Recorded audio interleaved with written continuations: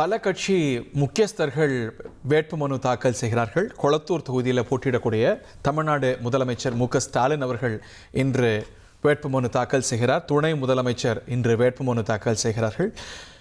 பல முக்கிய தலைவர்கள் தேர்தல் களத்தில் போட்டியிடக்கூடிய நிறைய முக்கிய தலைவர்கள் இன்றே வேட்புமனு தாக்கல் தொடங்கிய இன்றே தங்களுடைய வேட்புமனுக்களை தாக்கல் செய்கிறார்கள். அந்த வரிசையில் 2 தொகுதிகளில் போட்டியிடக்கூடிய தாவேகா தலைவர் விஜய் சென்னையில் அமைந்திருக்கக்கூடிய பெரம்பூர் தொகுதியில் இன்று வேட்புமனு தாக்கல் செய்கிறார். அதைத் தொடர்ந்து பிரச்சார பயணமும் கூட இன்று இரவு வரைக்கும் அவர் மேற்கொள்றதுக்கு ஏற்பாடு செய்யப்பட்டிருக்கிறது.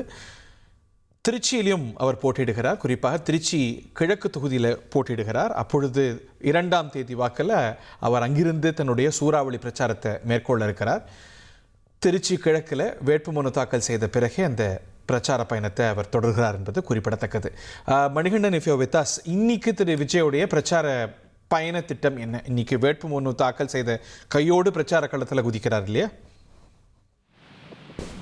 நிச்சயமாக ஏற்கனவே பெரம்பூர்ல வேட்புமனு தாக்கல் செய்த கையோடு பிரச்சாரத்தை துவங்குவதுதான் திட்டம். அந்த அடிப்படையில முதல்ல 5 பகுதிகளுக்கு செல்வதாக திட்டமிடப்பட்டிருந்தது. தற்போது 5லிருந்து 4 பகுதியாக நேற்று மாற்றப்பட்டது. இந்த நிலையில இன்று பேசுவதற்கு, அதாவது பரப்புரை மேற்கொள்வதற்கு 3 இடங்கள்ல மட்டுமே காவல்துறை அனுமதி வழங்கப்பட்டிருக்கிறது. அதாவது இங்க வேட்புமனு தாக்கல் செய்துவிட்டு நேரடியாக விவேகானந்தர் நகர், அதாவது பெரம்பூர்ல தான் நிற்கக்கூடிய தொகுதி மக்களிடையே தனக்காக பரப்புரை மேற்கொள்கிறார் தமிழக வெற்றி கழக தலைவர் விஜய்.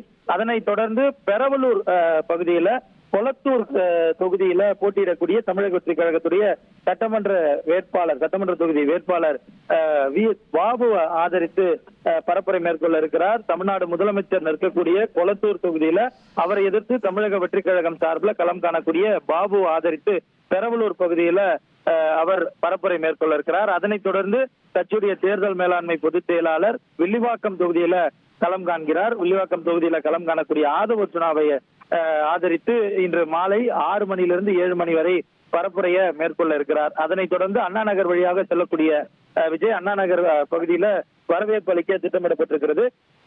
அங்க குவிந்திருக்கக்கூடிய தொண்டர்களை பார்த்து கையசைத்தவாறு செல்வதுதான் அவர்களுடைய இன்றைய பயண திட்டமாக இருக்கிறது. இன்றைய நாள்ல 3 தொகுதிகள், அவர் நிற்கக்கூடிய பெரம்பூர் தொகுதி, அதற்கு அடுத்தபடியாக தமிழ்நாடு முதலமைச்சருடைய தொகுதியான கொளத்தூர் தொகுதியில் நிற்கக்கூடிய தமிழக வெற்றி கழக வேட்பாளர் பாபுவை ஆதரித்தும், அதே போல கட்சியுடைய தேர்தல் மேலாண்மை பொதுச் செயலாளரான ஆதவ அர்ஜுனாவை ஆதரித்தும் பரப்புரையை மேற்கொள்ள இருக்கிறார். 1,27,00,000 மனங்களை வென்ற தந்தி டிவி யூடியூப் சேனல். தவிர்க்க முடியாத தம்ப்நெயில்ஸ், கலக்கலான கான்டென்ட்ஸ். நீங்களும் இந்த குடும்பத்தில் இணைய இப்பவே சப்ஸ்கிரைப் பண்ணுங்க. அசுரபலம் கொண்ட எங்கள் டிஜிட்டல் கரங்களில் உங்கள் விளம்பரங்களை சேர்க்க வாட்ஸ்அப் பண்ணுங்க. 8939888378. Email advtthanditv@dttv.in.